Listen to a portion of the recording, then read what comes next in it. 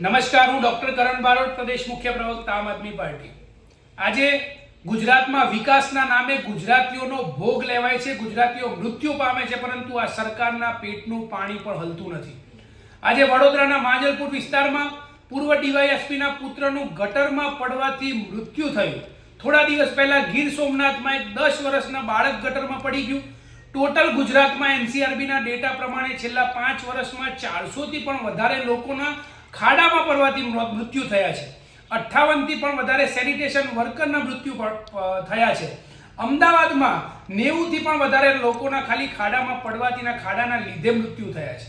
પ્રશ્ન એ છે કે આજે ગુજરાતીઓનો વિકાસના નામે ભોગ લેવાઈ રહ્યો છે, ગુજરાતીઓ વિકાસના નામે મરી રહ્યા છે અને આ સરકારના રાજમાં કોઈની અકાઉન્ટેબિલિટી નથી, કોઈની રિસ્પોન્સિબિલિટી નથી, કોઈ જવાબદારી લેવા માટે તૈયાર નથી, કોઈના પર કાર્યવાહી કરવામાં આવતી નથી।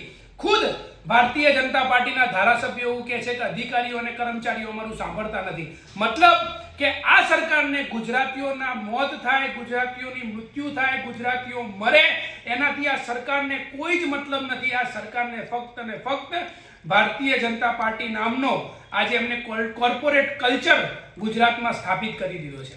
આજે થોડા સમય પહેલા જ્યારે ખેડૂતોને ઘરમાં ઘૂસીને મારવામાં આવી રહ્યા હતા ત્યારે નવા મંત્રીઓનું સ્વાગત કરવામાં આવ્યું હતું અને આજે જ્યારે ગટરમાં પડવાથી લોકોના મોત થાય છે તેમ છતાં સરકારમાંથી કોઈ પણ તંત્ર જવાબ આપવા માટે તૈયાર નથી, તંત્રની કોઈ પણ અકાઉન્ટેબિલિટી નથી, કોઈ રિસ્પોન્સિબિલિટી લેવા માટે તૈયાર નથી અને ફક્ત નવું સંગઠનનું માળખું જાહેર થઈ એની વાહવાહી લેવામાં આ સરકાર વ્યસ્ત છે।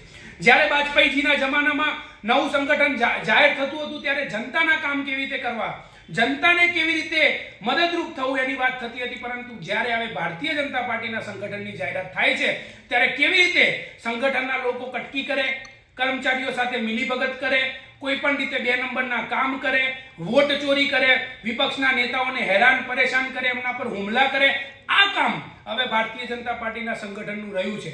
ત્યારે આજે સરકારને કહીએ છીએ કે તમે મહત્વાકાંક્ષી થઈ ગયા છો, તમારામાં અહમનો મોતિયો આવી ગયો છે, આજે ગુજરાતની જનતાને દેખાય છે।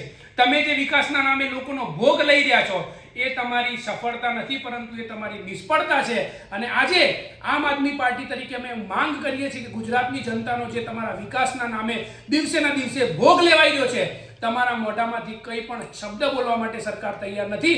ત્યારે આના પર કડકમાં કડક પગલાં લેવા જોઈએ, નહીં તો ગુજરાતની જનતા જો જ્યારે નક્કી કરી લેશે કે તમને જવાબ આપવો છે તો તમે ક્યાંય મોઢું બતાવવાના પણ લાયક નહીં રહો। જય જય ગરવી ગુજરાત, જય હિન્દ।